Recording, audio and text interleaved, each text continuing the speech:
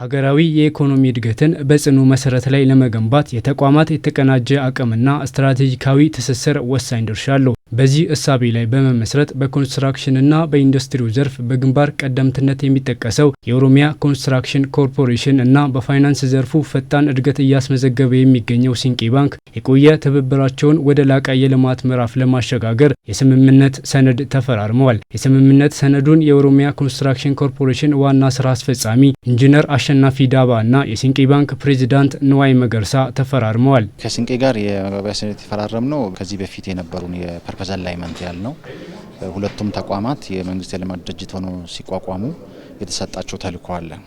እሱን በተሟላ መልኩ ወደ ስራ ወደ ተግባር ማስገባት እንድንችል ነው። ኦሮሚያ ኮንስትራክሽን ኮርፖሬሽንና ሲንቄ ባንክ ድሮም አብሮ ሲሰሩ ነበረ። ግን ረዘም ያለ ጊዜ ወስደን የበለጠ ደግሞ ኦሮሚያ ኮንስትራክሽን ኮርፖሬሽንን ወደኛ ለመሰብሰብ ሲንቄም ከሲንቄ ሳይድ የሚሰጣቸውን አገልግሎቶች ደግሞ የበለጠ ሰፋ አድርጎ ለኦሮሚያ ኮንስትራክሽን ኮርፖሬሽን የሚሰጥበት መንገድ ላይ ረዘም ያለ ጊዜ ተነጋግረን ወረቀት ጽፈን ከጨረስን በኋላ እናንተ ባያችሁት መልኩ ተፈራረምን እንጂ ድሮም አብረን ነበር የምንሰራው ማለት። በስምምነቱ ወቅት የኦሮሚያ ኮንስትራክሽን ኮርፖሬሽን ዋና ስራ አስፈጻሚ ሁለቱ ተቋማት ከስምምነቱ ፊርማ በፊትም ቢሆን ለአንድ ዓላማ ለሀገር እድገት ሲሰሩ የቆዩ ድርጅቶች ናቸው ሲሉ አንስተዋል። በተለይ ኮርፖሬሽኑ በህንፃ በመንገድ እንዲሁም በሌሎች ግዙፍ የመሰረተ ልማት ግንባታዎች ላይ ያለውን ሰፊ የተግባር ልምድ በመጠቀም ሀገሪቱን የመቀየር ትልቅ ኃላፊነት እንዳለበት የጠቆሙት ኢንጂነሩ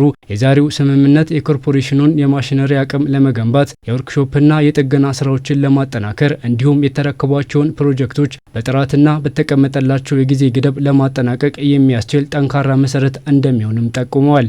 ስራ ስትሰራ የፋይናንስ አቅርቦት በጣም ወሳኝ ነው። ስለዚህ እኛ እንደ ኮንትራክተር የኢንቨስትመንት የፋይናንስ ፍላጎት ይኖረናል፣ የወርኪንግ ካፒታል የፋይናንስ ፍላጎት ይኖረናል። እነዚህን ነገሮች ያሟላል። ሁለተኛ ደግሞ የማስፈጸም አቅማችን ከፍ ይላል። በቴክኖሎጂ ዘርፍ፣ በፋይናንስ አስተዳደር ዘርፍ እሱ ላይ የማስፈጸም አቅማችን ከፍ ይላል።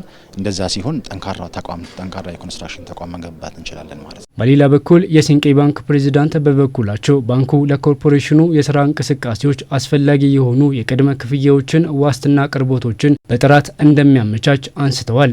አክለውም የኮንስትራክሽን ስራዎች በገንዘብ እጥረት ምክንያት እንዳይስተጓጎሉ ባንኩ አስፈላጊውን የፋይናንስ ድጋፍ የሚያደርግ ሲሆን ከፋይናንስ አቅርቦት ባሻገር በዲጂታል ትራንስፎርሜሽን አቅም ግንባታ ላይ ሰፊ ድጋፍ እንደሚያደርግም አስረድተዋል። ስለዚህ የዛሬው ስምምነት በዋናነት የኦሮሚያ ኮንስትራክሽን ኮርፖሬሽን የገንዘብ ነክ ነገሮች በሲንቄ በኩል እንዲሄዱ ለኦሮሚያ ኮንስትራክሽን ኮርፖሬሽን ደግሞ ገንዘብ ነክ ነገሮች ሲፈለጉ ጋራንቲ ሊሆን ይችላል፣ አድቫንስ ሊሆን ይችላል፣ ኦቨርድራፍት ፋሲሊቲ ሊሆን ይችላል፣ ብድሮች፣ የተለያዩ አይነት ብድሮች፣ የስታፍ ጥቅሞች ሊሆን ይችላል። እነዚህን አንድ ላይ ቀምረን ለመስራት የተስማማ ነው ስምምነት ነው ማለት ነው። ይሄ ሁለቱ ተቋማት አብሮ ሲሰሩ ጉልበት ይሆናል፣ ለሀገራችንም የሚጠቅም ነገር ይሆናል ማለት ነው። ይህ ስትራቴጂካዊ አጋርነት ከመሰረተ ልማት ግንባታ በላይ ተሻግሮ በማህበራዊ ዘርፉም የሚያግዝ ነው። በተለይም የሁለቱ ተቋማት ሰራተኞችን የቤትና የትራንስፖርት ችግር ለመቀነስ የመኖሪያ ቤትና የተሽከርካሪ